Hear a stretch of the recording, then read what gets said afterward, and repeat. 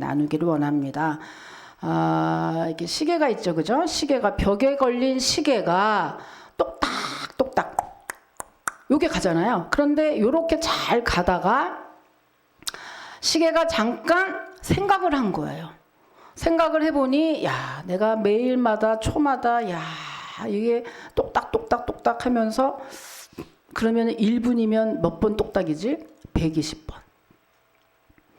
그렇다면 1시간에는 야 7200번이네. 야 그러면 하루에는 무려 17만 2800번을 해야 되는 거네. 근데 그러면 일주일은 얼마야? 일주일은 자그마치 120만 9600번을 똑딱거려야 돼. 그러고 나서 그러면 1년이면 얼마야? 1년이면 6289만 9200번 그렇게 똑딱똑딱똑딱똑딱똑딱 아이고 내 팔자야 아이고 맙소사 이러고 시계가 그 숫자를 생각하다가 시계가 신경쇠약으로 그냥 쓰러져 버린 거예요. 그래가지고 어떻게 해요? 쓰러졌으니 병원에 가야지. 그래가지고 병원에 얼른 응급실에 그냥 실려갔네. 시계가. 그러니까 의사가 와가지고 막 해가지고 이제 시계 안에 있는 용수철을 막 갈아가지고 시계를 딱 고쳐놨어요. 그러고서는 이제 의사가 시계에게 물었어요. 아니 어쩌다가 이렇게 됐어 그래. 시계가 눈물을 흘리면서 대답을 합니다. 글쎄 내 사정 좀 들어보세요 선생님. 내가 1분 동안을 가려면요 글쎄 120번을 똑딱똑딱똑딱 해야 돼요. 그런데요 1시간을 가려면요 자그마치 7200번을 똑딱똑딱똑딱 해야 된다고 그랬어요. 그래가지고 그냥 그랬더니 의사 선생님이 잠깐 거기까지. 선생님이 하시는 말씀 도대체 한 번 갈 때 몇 번 똑딱거려요? 물어보니까 이 시계가 그거는 그냥 똑이든 딱이든 그냥 한 번만 하면 돼요. 그랬더니 시계 양반 내가 좋은 답을 알려드리리다. 다시는 아프지 않을 좋은 답을 알려드리리다. 이제 앞으로 똑이든 딱이든 한 번만 똑이든 딱이든 할 때 즐거운 마음으로 그리고 정성껏 그리고 뭐예요? 1년을 가려면 자그마치 한 달을 가려면 내가 1시간을 가려면 이거 계산하지 말고 한 번 똑이든 딱이든 한 번 할 때 정말 정성스럽게 즐거운 마음으로 한 번만 하셔. 그러면은 절대 병들지 않고 모든 일이 잘 풀릴 겁니다. 라고 했답니다. 여러분 이것은 그죠? 근심 걱정하는 데에 시간과 정력을 낭비하지 말고 현재 주어진 현실에서 행복을 누리라는 그러한 유머죠. 단지 이게 여러분 우스갯소리만 하겠습니까? 아니잖아요. 사실이잖아요. 여러분은 어떠신지요? 여러분은 지금 뭘 근심하고 계십니까? 여러분도 그런데 혹시 이 시계처럼 당장 급한 게 아닌데 근심하고 계시든지 혹은 나에게 이 아직 일어나지도 않은 일을 미리 걱정하고 근심하는 건 아닌지 여러분 한번 돌아보시기를 바라요. 우리 모두는요 아무 근심 걱정이 없기를 소원합니다마는 이 땅에 그런 사람은 단 한 사람도 없습니다. 당나라 시인 이백은 술로도 달랠 수 없는 근심을 이렇게 토로했어요. 칼을 들어 흐르는 물을 내리쳐도 물은 끊이지 않고 계속 흐르고 잔을 들어서 술을 마시며 걱정을 씻으려고 해도 걱정은 더욱 쌓여만 가네. 무슨 말이에요? 어떤 것으로도 사람의 근심을 멈추게 할 수 없다는 말이죠. 여러분 불교 용어에 보면 108번뇌라는 말이 있어요. 108번뇌. 인간의 번뇌와 근심이 얼마나 많으면 100가지를 넘어서 8가지를 더했겠어요. 그죠? 108의 번뇌가 있다. 108가지의 번뇌가 있다. 그런데 여러분 108가지 뿐이면 다행이게요. 사람의 근심이 108가지 뿐이겠습니까? 훨씬 수도 없이 셀 수 없을 만큼 근심거리가 많은 게 우리의 인생이에요.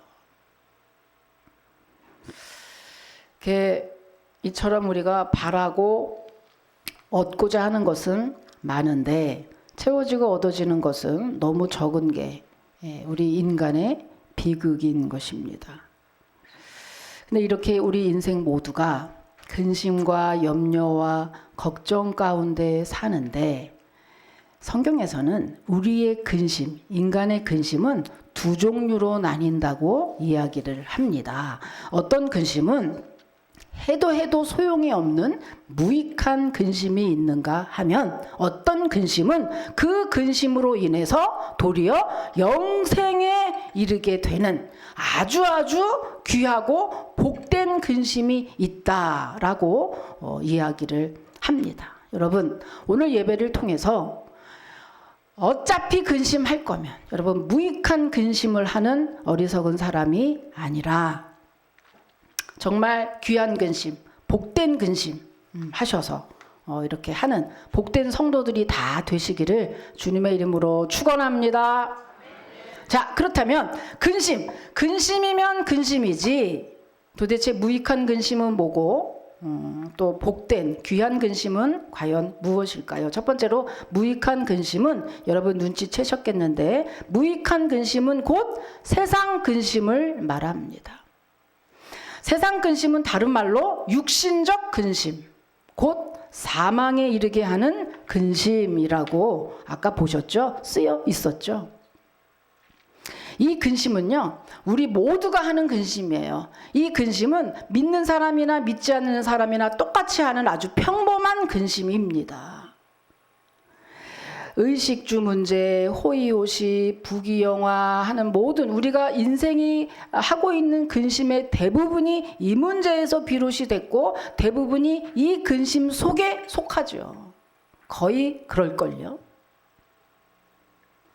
근데 여러분 한 가지 우리가 이렇게 의식주 문제 잘 살고 싶고 부귀영화를 누리고 그죠 호의호식하고 이러한 먹고 사는 잘 살고 잘 먹기 위한 이 근심은 여러분 어때요? 애쓰고 노력하고 근심한다고 해서 그것이 잘 채워지고 그것이 내게로 팍 옵니까? 안 오잖아요. 그렇다 그래서 근심을 아예 안 하고 딱 체념하고 포기할 수도 없죠. 왜냐? 어느 누가 잘 먹고 잘 사는 것을 그렇게 쉽게 포기할 수 있겠어요. 그러니 정말 근심이 떠날 일이 없는 거죠. 그래서 여러분 이것이 내가 생각하는 내가 원하고 있는 이것이 잘 되지 않을 때 그래서 사람들에게는 그래서 자연히 범죄가 발생을 하게 되는 겁니다. 반듯한 은행 직원이 그죠? 그냥 지나가다가 어느 순간 돈에 욕심이 생기고 돈 때문에 근심을 하고 돈에 눈이 멀어버리면 횡령하는 게 순식간에 벌어질 수 있는 거죠. 늘 돈 속에 있었으니까. 그래 성경 안에서도요. 여러분 이러한 이야기는 많이 있습니다. 여러분 가룟 유다가 어떻죠? 가룟 유다는 은 30을 얻기 위해서 예수님을 팔아버렸어요. 우리들이 사도신경 할 때마다 외우는 본디오 빌라도는 어떻죠? 본디오 빌라도는 예수님이 죄가 없는 줄 뻔히 알면서 예수님을 자기의 권력에 눈이 멀어서 예수님을 그냥 십자가에 못 박도록 명령을 했습니다. 마태복음 19장에 나오는 부자 청년 나오죠. 그 부자 청년은 예수님을 찾아와서 내가 어떻게 하면 영생을 얻을 수 있습니까? 라고 물었는데 예수님이 뭐라고 대답합니까? 너의 그 물질을 다 팔아서 가난한 자들에게 나눠줘라 라는 그 말을 듣고 그 재물 때문에 근심하다가 예수님을 떠났다고 했어요. 말하자면 그 재물과 영생을 맞바꾼 셈이에요. 여러분 여기 나오는 이 모든 사람들을 보면 어때요? 물질 때문에, 이 세상 것 때문에 근심하다가 영생을 얻지 못하고 사망에 이르는 사람들입니다. 최악의 사람 한번 보면은요, 여러분 열왕기상 21장에 보면 아합 왕의 근심 이야기가 나와요. 이 아합 왕은요, 이스라엘의 최악의 아주 가장 나쁜 왕이 아합인데, 이 아합이 하루는 왕궁을 거닐다가 왕궁 옆에 있는 포도원을 보게 됩니다. 그런데 그 포도원이 너무 아름다운 거예요. 그래서 저 포도원이 과연 누구의 것인지 알아보거라. 그래서 알아봤더니 나봇이라는 사람의 포도원인 거예요. 그래서 사람을 시켜서 가서 얘기했죠. 나봇에게. 그 포도원 좀 팔 수 없겠소? 그러니 그 나봇이 뭐라 그러냐. 이거는 선친의 유산이기 때문에 내가 어느 누가 와도 이 포도원을 팔 수가 없습니다. 하고 거절을 하는 거예요. 그 거절을 받은 순간부터 아합은 먹을 때도 잘 때도 그 무엇을 할 때도 계속 나봇의 포도원이 아른아른해서 도저히 안 되는 거예요. 그래서 결국에는 식음을 전폐하고 알아 누웠어요. 아합 왕이. 그래 열왕기상 21장 5절에 보면 그의 아내 이세벨이 그에게 나와 이르되 왕의 마음에 무엇을 근심하여 식사를 아니하나이까. 부인이 이제 이세벨이 와가지고 아니 왕이시여 도대체 왜 이럽니까 하고 했더니 여차저차 이렇게 얘기를 들은 거예요. 근데 이 부인 이세벨은 아합보다 더 아주 최악한 아주 악녀거든요. 그 놔둘 리가 없죠. 이세벨이 어떻게 합니까? 나봇을 데려다가 돌로 쳐서 죽이고 그의 포도원을 뺏어버리죠. 보세요. 인간의 욕망이 얼마나 악한지. 아합은요 왕이라니까요. 아합은 나봇의 포도원보다 사실은 충분히 더 좋은 포도원을 가질 수도 있는 그러한 권력과 이미 재물을 가지고 있는 사람이에요. 그럼에도 불구하고 지금 아합은 뭐죠? 왜 꼭 나봇의 포도원이어야 합니까? 왜 꼭 나봇의 포도원? 그거 하나 못 가져서 그 안달을 떠는 거죠. 집착이죠. 집착하는 거예요. 여러분 이렇게 우리는 돈이 없어서 뭐가 없어서 뭐 때문에 내가 아파서 내가 가난해서 뭐가 안 돼서 근심한다고 생각하지만 그렇지 않다는 것을 여실히 보여주는 본문이에요. 돈이 많아도 인간은 끝없이 올라오는 욕망 때문에 돈이 많아도 권력이 있어도 내가 모든 걸 다 가졌어도 욕망 때문에 우리는 더 근심할 수 있다. 그렇게 인간은 근심을 떠나서 살 수 없는 그러한 사람들이다. 그런 존재다고 하는 것을 알 수가 있습니다. 그 결론은 어떻게 됐죠? 결론은요. 그 나봇의 포도원을 빼앗아 버렸지만 일순간에는 소원을 이루는 듯 했지만 하나님이 어때요? 그 모든 거를 보시고 결국에 아합과 이세벨은 하나님의 심판으로 나중에 그 사체가 개에게 물어 뜯기려서 죽는 그런 아주 비참한 최후를 맞이하게 됩니다. 그래서 성경은 우리에게 분명히 경고를 하죠. 욕심이 잉태한즉 죄를 낳고 죄가 장성한즉 사망을 낳느니라고 했습니다. 결론적으로 말하면 여러분 세상적 근심과 욕심은 우리를 패망하게 만듭니다. 여기서 혹시 오해하실까봐 이야기하는 거는 여러분 근심과 열심은 달라요. 근심과 열정은 다릅니다. 그래서 성경은 뭐라 그러죠? 뭘 먹을까, 뭘 입을까? 염려하지 마라. 근심하고 염려하는 것은 불신앙이니 너희들은 근심하고 염려하지 말라라고 아주 단호하게 이야기합니다. 그럴 때마다 성도들이 물어봐요. 아니 그럼 먹고 살아야 되는데 어떻게 근심을 안 합니까? 라고 얘기합니다. 그래서 제가 말씀드렸잖아요. 근심과 열심은 다르다. 그것 때문에 최선을 다하지 말라는 말이 아니라 내 것이 아닌 것에 쓸데없는 근심과 걱정과 염려함으로 시간을 보내지 말라라고 하는 거거든요. 자, 마태복음 6장 찾아볼게요. 마태복음 6장 31절 읽겠습니다. 6장 31절 그리고 34절 읽겠습니다. 시작.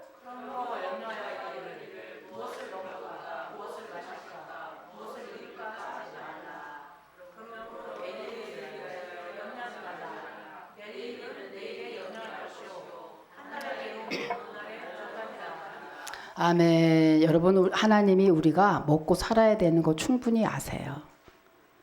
그거를 하지 말라는 말이 아니라, 그죠? 그것은 최선을 다해서 열심히 하되, 근심하는 것은 없어서가 아니라니까. 자기의 욕망을 이루기 위해서, 욕심을 더 이루기 위해서 남과 비교하고 경쟁하면서 그것에 더 몰입해서 그것에 더 집착하면서 아합처럼 그렇게 그것 때문에 근심하지 말라라고 하는 것입니다, 여러분. 여러분, 제2차 세계대전 중 전사한 병사가 약 20만 명이었대요. 그런데 자식을 군대에 보낸 그리고 염려하던 부모들 중에 심장병으로 죽은 부모는 200만 명이었다고 합니다. 그러니까 전쟁의 총칼보다 마음의 근심이 더 무서운 것이라는 것을 알 수 있는 통계예요. 여러분이 걱정하고 근심하는 것으로 여러분이 도대체 안 될 일이 되는 거 여러분 얼마나 있을까요? 얼마나 있을까? 하나도 없습니다. 하나도 없어요.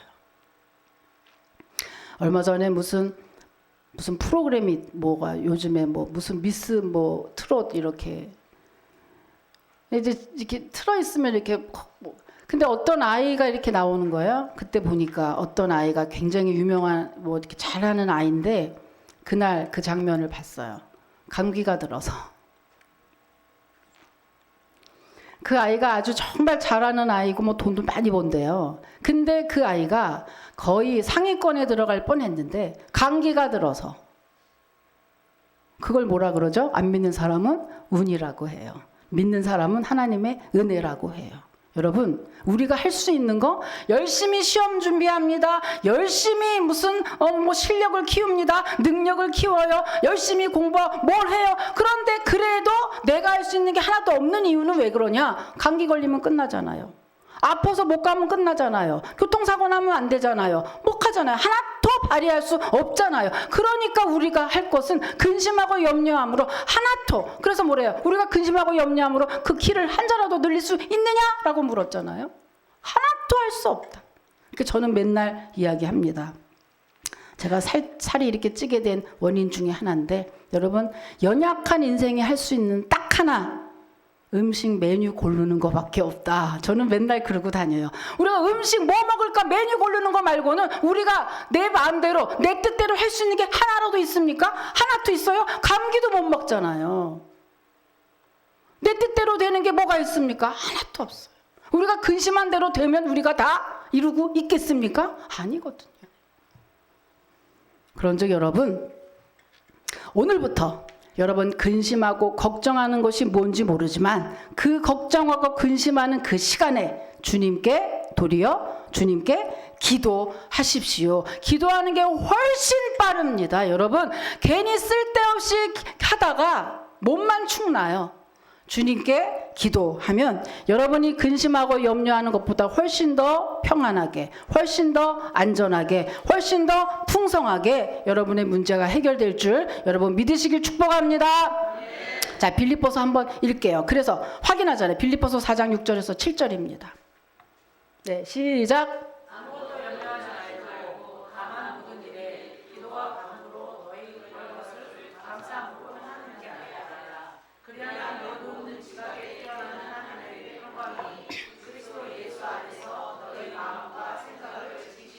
아멘. 기도하라는 이유가 이거예요. 우리의 근심이 어디서 나와요? 마음과 생각에서 나와요. 현실은 그렇지 않은데 실제로 그렇지 않은데 내 마음과 생각에서 뒤집어지면서 근심이 발생을 하잖아요.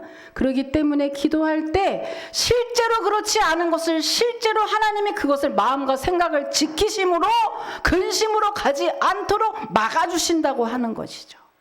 여러분, 그러니 어때요? 오늘도 근심하고 염려하지 마시고 오늘 밤에도 잠 잘 주무시고 주님께 기도하는 여러분 되시기를 주님의 이름으로 축복합니다. 자, 두 번째, 아까 거는 뭐예요? 세상적 근심은 이렇게 우리에게 무해하다 이거예요.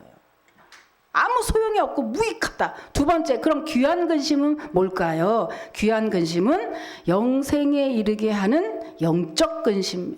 아까 거는 세상적, 육신적 근심이면 지금은 영적 근심. 다른 말로 하면 오늘 본문에 써 있는 대로 하나님의 뜻대로 하는 근심입니다. 이것은 복된 근심, 귀한 근심이에요. 후회가 없는 근심이에요.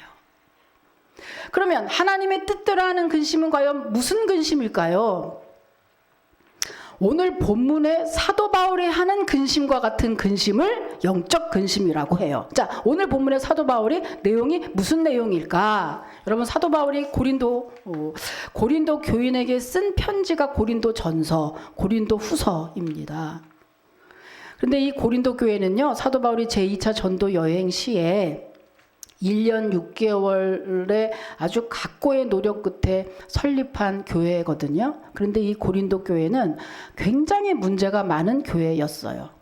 우상 문제, 뭐 소송 문제, 근친상간 문제, 은사의 문제, 뭐 각각의 그런 문제가 있어가지고 사도 바울의 마음을 굉장히 애가 타게 했던 교회가 고린도 교회예요.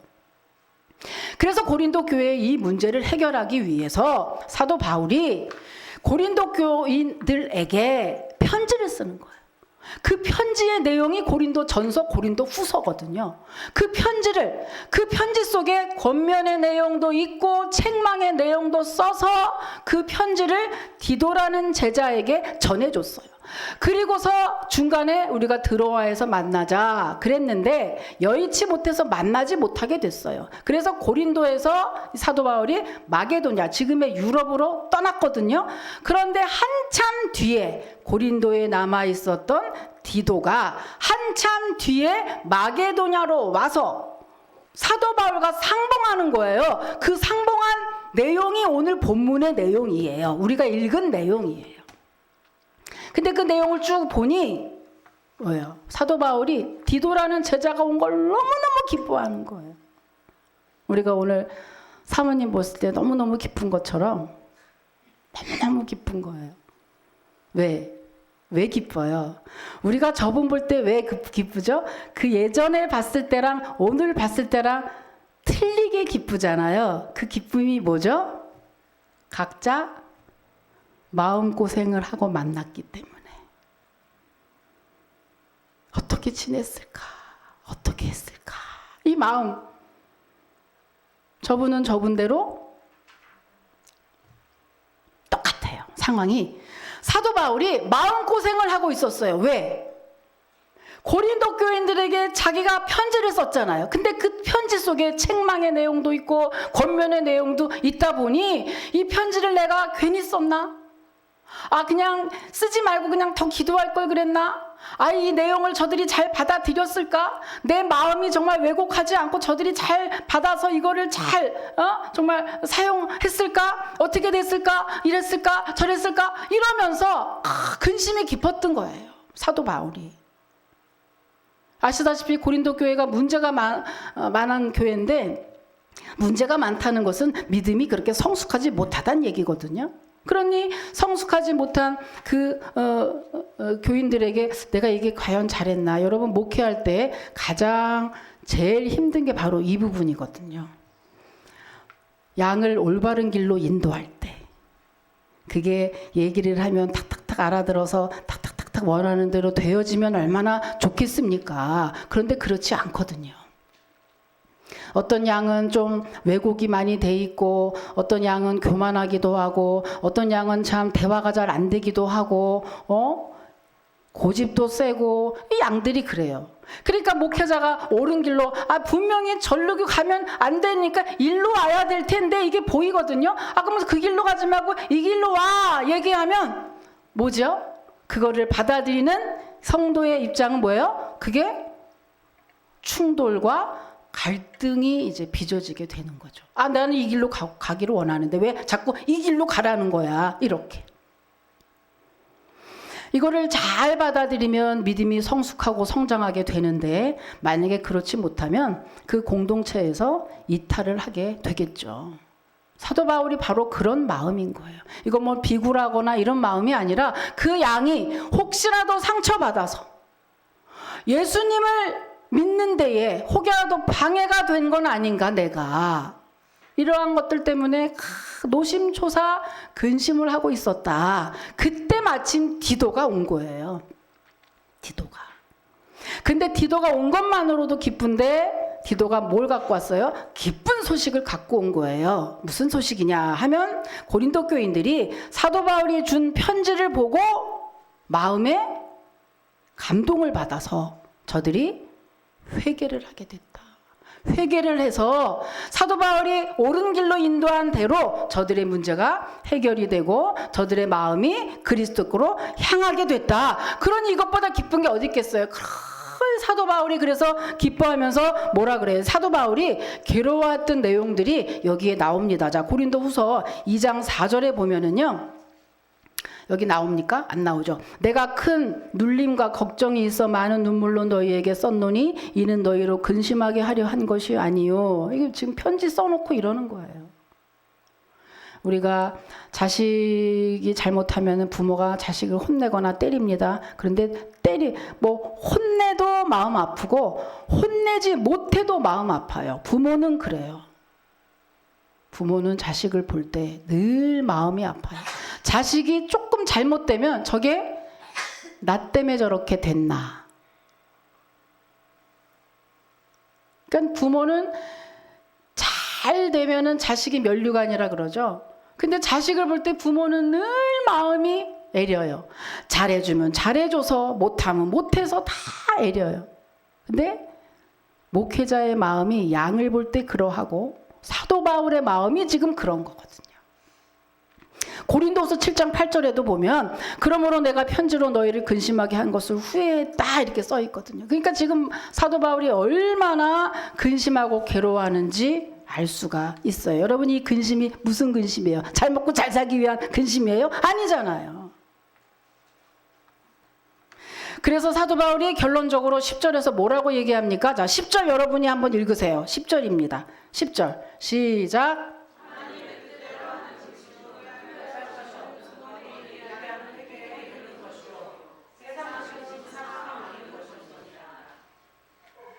예? 금방 다 읽었어?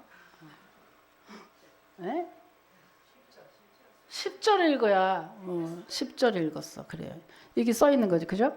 그러니까 우리가 이미 결론 났죠. 그죠? 성도는 근심을 안 할 수 없는 이 땅을 살아가지만 그러나 우리가 세상 근심을 하면 할수록 우리의 몸과 마음이 피폐하고 무익한 근심이라. 우리의 욕심을 채기 위한 근심이지 그 근심으로 인해서 우리가 좀 더 나은 형편으로 가지 못한다고 하는 것이에요. 근데 여러분 영적인 근심은 어떻죠? 사도행전 2장에 보면은요 베드로가 설교를 합니다. 그때 너희가 죽인 그 예수가 곧 메시아였다고 설교를 할 때 그것을 들은 유대인들이 난리가 나요. 그러면 형제 우리를 어찌할 거 이거를 어찌할 거 한탄을 합니다. 왜? 내가 죽인 게 하나님의 메시아였으니까. 내가 죽인 게 바로 예수 그리스도 메시아였으니까. 그걸 어떻게 합니까? 이미 죽인 예수를 어떻게 하지? 가슴을 짓누르고 그럴 때 그 유대인들이 베드로에게 물어보죠. 우리가 어찌하면 좋을까? 베드로의 답은 하나였어요. 너희들이 각각 예수 그리스도의 이름으로 회개하고 그 이름으로 세례를 받으면 너희들이 살리라. 그 유대인들이 어때요? 회개하고 구원함. 그 세례를 받을 때 그들이 도리어 구원함을 얻게 됐다고 하는 겁니다. 여러분 영적인 근심은 도리어 회개해서 영생을 얻게 되는, 세상적인 근심은 도리어 패망으로 가고 더 우리를 피폐하게 하고 더 자신 없게 하고 더 비교하게 만들고 더 비참하게 만들고 더 답이 없게 만들고 더 안개 속으로 가서 인생의 후회만, 그래서 낙심과 좌절로 내 인생 이게 뭐야? 라고 하는 것밖에 안 되지만, 영적 근심은 어떻죠? 간절하게 주님께 매달리다 보니 주님께 더 가까이 가고, 주님께 더 매달리다 보니 주님의 말씀을 듣고 내가 더 회개하게 되고, 그래서 구원에 이르고 영생을 얻게 되는 정말로 귀하고 복된 일이 일어나게 된다고 하는 겁니다. 여러분, 말씀을 마치겠습니다. 여러분, 근심하지 않을 수 없는 인생이죠. 그러나 정신 똑바로 차리고, 내 근심이 내 키를 한 자도 더 늘릴 수 없다. 내 근심이 내 형편을 더 낫게 해주는 게 아니다. 라고 정신을 똑바로 차리시고, 그 시간에 모든 여러분의 문제는 주님께 맡기고 기도하시고, 도리어 여러분의 근심은 어떤 근심? 영적 근심. 내가 어떻게 하면 온전히 주의를 성수할 수 있을까? 내가 어떻게 하면 더 은혜 생활을 할 수 있을까? 내가 어떻게 하면 더 주님의 마음을 흡족하게 해드리는 귀한 일꾼이 될 수 있을까? 내가 어떻게 하면 정말 나도 한나라를 선교하는 그 선교에 내가 더 깊이 들어갈 수 있을까? 이런 고민. 내가 어떻게 하면 우리 가족이 정말 주님께 다 나와 예배하는, 그렇게 할 수 있을까? 여러분, 이렇게 도리어 내 형편이 괴로워서 가난하고 힘들고 어려운 것 같습니까? 그렇다고 그걸 고민한다고 해서 그 형편이 지금 당장 나아지는 게 아니라, 여러분을 낫게 하는 것은 그런 근심이 아니라 하나님께 도리어 영적인 근심을 하고 주님께 더 가까워지려고 할 때 영혼이 잘됨 같이 범사가 잘되는 영육의 축복을 여러분이 맛보게 될 것이라고 하는 것입니다. 여러분, 믿으시길 축복합니다. 근심할 것은 근심하시고, 근심하지 않아야 되는 것은 과감히 버리시고, 전능하신 하나님께 여러분 인생을 맡기세요.